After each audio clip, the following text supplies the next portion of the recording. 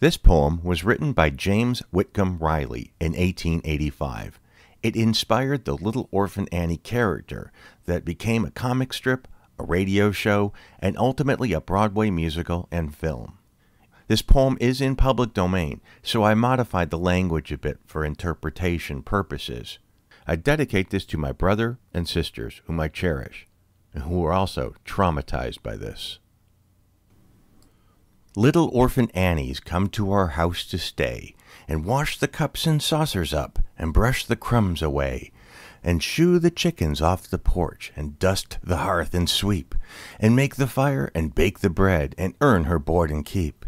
And all us other children, when the supper things are done, we sit around the kitchen fire and has the mostest fun, a-listening to the witch tales that Annie tells about, and the goblins that get you if you don't watch out. Once there was a little boy who wouldn't say his prayers, and when he went to bed at night, away upstairs, his mommy heard him holler, his daddy heard him bawl, and when they turned the covers down, he wasn't there at all.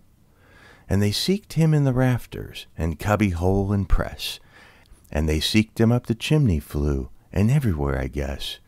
But all they ever found was just his pants and roundabout, and the goblins'll get you if you don't watch out.